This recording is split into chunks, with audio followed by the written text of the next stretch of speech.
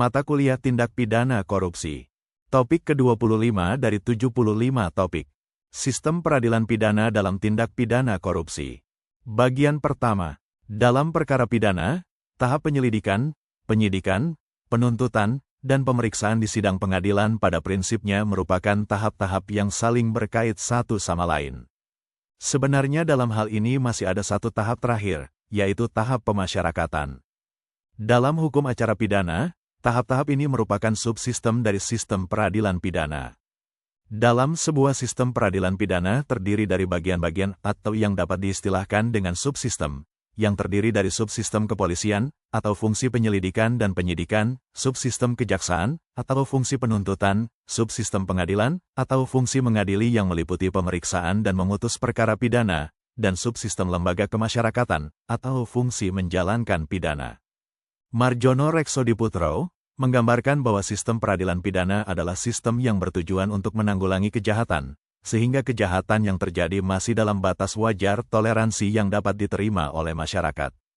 Konteks menanggulangi yang dimaksud dalam hal ini adalah mengendalikan kejahatan agar statistik kejahatan dapat berada dalam konteks toleransi masyarakat.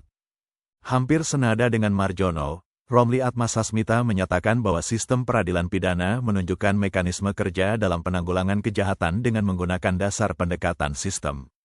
Sampai di sini dapat disimpulkan, dalam sistem peradilan pidana terkadang mekanisme penyelidikan, penyidikan, penuntutan, pengadilan, dan pemasyarakatan yang dilakukan oleh alat kelengkapan negara, polisi, jaksa, pengadilan, dan lembaga pemasyarakatan. Uraian pengantar tentang sistem peradilan pidana di atas, pada dasarnya ditujukan terhadap tindak pidana yang sifatnya umum. Ruang lingkup mekanisme kerja dari sistem peradilan pidana yang akan dibahas akan dipersempit, karena hanya akan membahas tentang mekanisme penyelidikan, penyidikan, penuntutan, dan pemeriksaan di persidangan. Secara singkat, dapat digambarkan bahwa hukum acara pidana dalam tindak pidana korupsi tetap berlaku ketentuan dalam Undang-Undang Nomor 8 Tahun 1981 tentang Hukum Acara Pidana. Namun apabila terdapat hal-hal yang sifatnya khusus, maka akan digunakan ketentuan dalam Undang-Undang Tipikor. Hal ini dipertegas dalam Pasal 26 Undang-Undang Nomor 31 Tahun 1999, yang menegaskan bahwa penyidikan, penuntutan, dan pemeriksaan di sidang pengadilan terhadap tindak pidana korupsi dilakukan berdasarkan hukum acara pidana yang berlaku, kecuali ditentukan lain dalam undang-undang ini. Uraian tentang penyelidikan akan digabungkan dengan penyidikan dan penuntutan, dikarenakan terdapat beberapa ketentuan yang mengatur beberapa kewenangan dalam penyelidikan, penyidikan, dan penuntutan dalam satu pasal. Penyelidikan, penyidikan, dan penuntutan tipikor. Mekanisme penyelidikan, penyidikan, dan penuntutan tindak pidana korupsi pada dasarnya dapat dilakukan melalui dua mekanisme. Mekanisme pertama melibatkan kepolisian dan kejaksaan dalam sistem peradilan pidana. Sedangkan dalam mekanisme kedua, Komisi Pemberantasan Korupsi memegang kendali atas penyelidikan, penyidikan, dan penuntutan sekaligus. Mekanisme penyelidikan dan penyidikan oleh Polri dan Kejaksaan. Mekanisme penyelidikan dan penyidikan dalam tindak pidana korupsi pada prinsipnya dapat dilakukan melalui dua mekanisme. Mekanisme pertama melibatkan kepolisian dan kejaksaan dalam proses penanganannya. Mekanisme kedua hanya melibatkan Komisi Pemberantasan Korupsi, atau KPK, sebagai pemegang monopoli penanganan perkara. Sebagai pemegang monopoli penanganan perkara tindak pidana korupsi, maka dalam mekanisme kedua ini, KPK memiliki fungsi untuk melakukan penyelidikan, penyidikan, dan penuntutan. Mekanisme yang melibatkan kepolisian dan kejaksaan dalam menangani perkara korupsi, pada prinsipnya juga sama dengan mekanisme dalam sistem peradilan pidana untuk tindak pidana umum. Kepolisian dengan fungsi penyelidikan dan penyidikan, sedangkan kejaksaan dengan fungsi penuntutan. Terkait dengan fungsi kejaksaan, khusus untuk tindak pidana tertentu di luar KUHP. Kejaksaan juga memiliki fungsi penyidikan.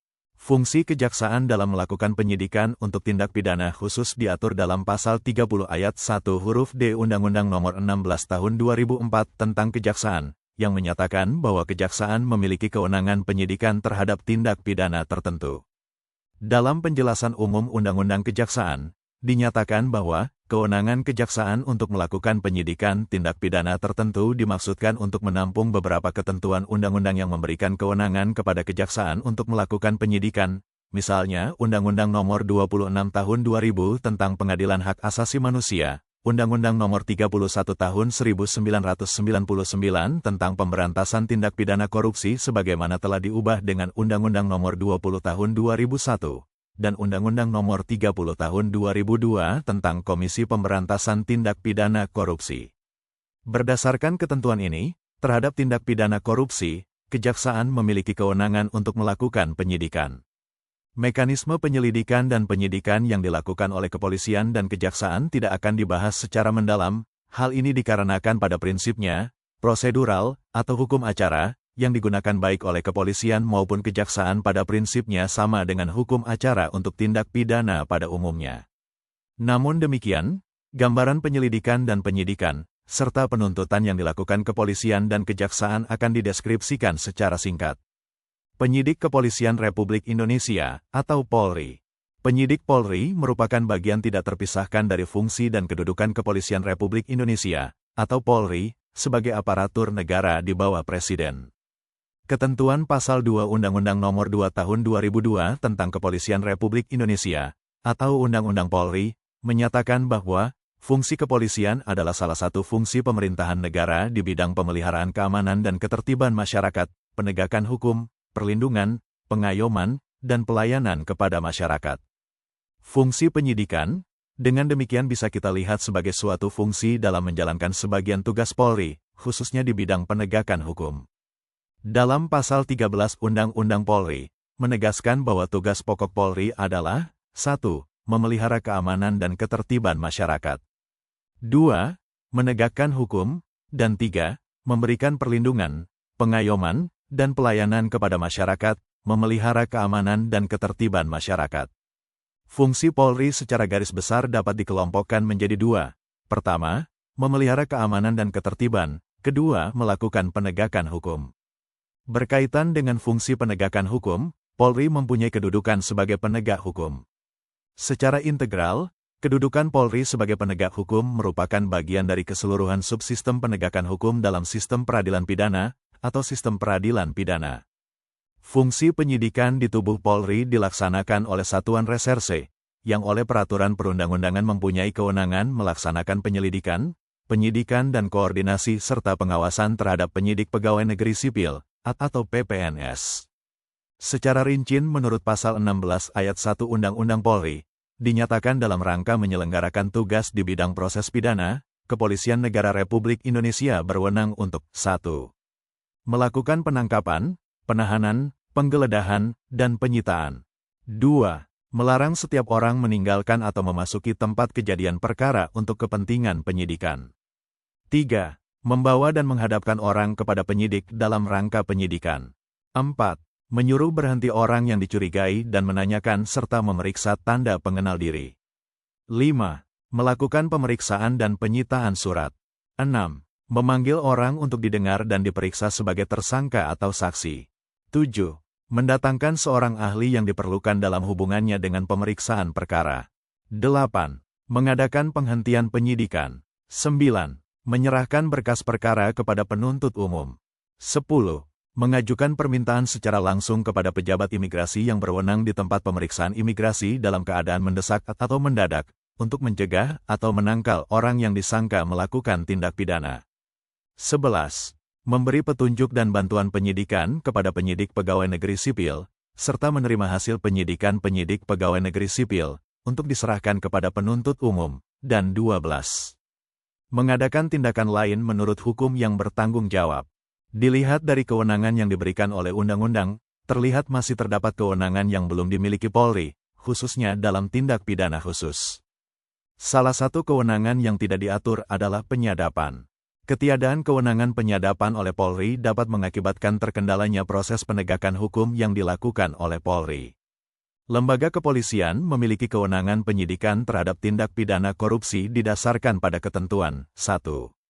Undang-Undang Nomor 8 Tahun 1981 tentang Hukum Acara Pidana, atau KUHP, ketentuan Pasal 1 Angka 1 yang menyebutkan, bahwa penyidik adalah pejabat polisi negara Republik Indonesia atau pejabat pegawai negeri sipil tertentu yang diberi wewenang khusus oleh undang-undang untuk melakukan penyidikan. Pasal 6 ayat 1 sub A menyatakan bahwa penyidik adalah pejabat polisi negara Republik Indonesia. 2. Undang-Undang Nomor 2 Tahun 2002 tentang Kepolisian Republik Indonesia, ketentuan pasal 1 angka 10 menyebutkan, penyidik adalah pejabat kepolisian negara Republik Indonesia yang diberi wewenang oleh undang-undang untuk melakukan penyidikan.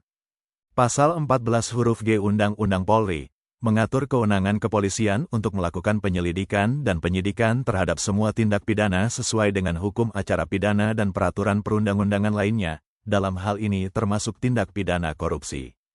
Itulah materi topik ke-25 tindak pidana korupsi. Channel ini bermanfaat khususnya bagi mahasiswa Indonesia, atau siapapun yang ingin menambah wawasan. Video tutorial dituturkan dan disubtitelkan agar dapat ditonton, dibaca, sambil didengarkan. Untuk pemahaman yang lebih baik, putar dan dengarkan video ini berulang-ulang. Subscribe dan like, agar Anda mendapatkan update tutorial lainnya. Bagikan juga link video ini, agar teman lain juga mendapatkan manfaat channel ini. Terima kasih. Sampai jumpa.